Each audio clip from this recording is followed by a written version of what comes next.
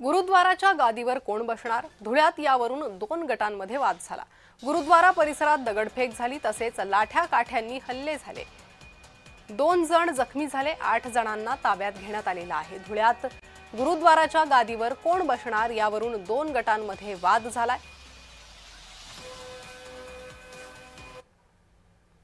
धुळे येथील गुरुद्वारा गुरु नानक साहिबजी येथील पुढे नेमका यातला मुख्य म्हणून कोण राहणार याच्यावरून शीख समुदायातील 2 गटांमध्ये वाद होते। त्या अनुषंगाने आज या ठिकाणी त्यांच्यामध्ये थोडी वादावादी आणि हातापायची झालेली दिसते। त्या माहिती मिळताच तात्काळ पोलीस या ठिकाणी आलेले आहेत आणि पूर्ण परिस्थिती नियंत्रणामध्ये सध्या आहे। ज्या आताची घटना झाली आहे त्याप्रमाणे जी फिर्याद दाखल करण्यासाठी तक्रार पोलीस स्टेशनला येत आहेत त्याप्रमाणे तक्रार दाखल केली जाईल।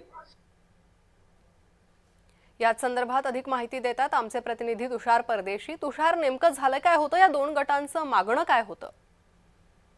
नक्कीच प्रणिता, या ठिकाणी गुरुद्वारामध्ये जे बाबा धीरज सिंग होते यांचा काही दिवसांपूर्वी निर्गुणपणे हत्या करण्यात आली होती। त्यानंतर त्या ठिकाणच्या जो गादी होती त्या गादीच्या विषयावरती तिथले सेवेकरी एक रणवीर बाबा होता, त्यांनी बेकायदेशीरपणे त्या ठिकाणी गादीचा वारस हक्क त्या ठिकाणी बदलण्याचा हक्क या ठिकाणी केला होता।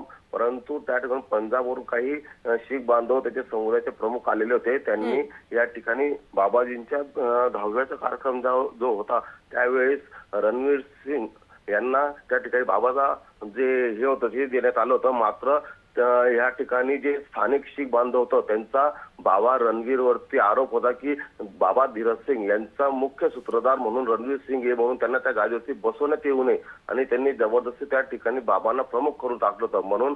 आणि आज या ठिकाणी मुख्य कार्यक्रम होता गुरुद्वारामध्ये, मात्र रणवीर सिंग यांनी गुरुद्वाराला कुलूप लावून ठेवलं होतं 2 दिवसापासून। कोणीही स्थानिक शीख बांधव या गुरुद्वाराला आत प्रवेश करू शकत नाही।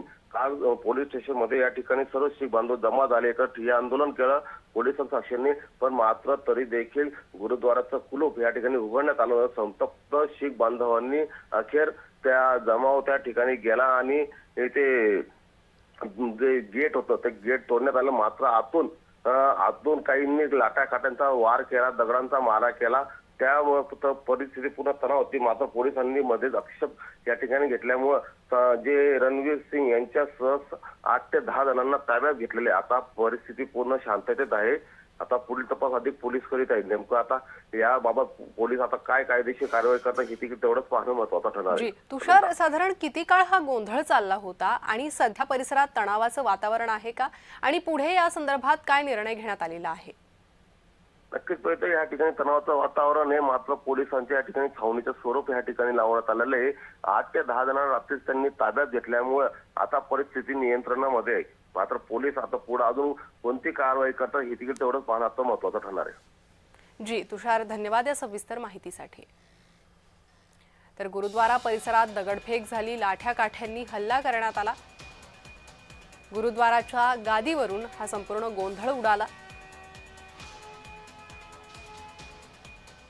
2 गटात लाठा काठ्यांनी हाणामारी झाली, 2 जण जखमी झालेले आहेत।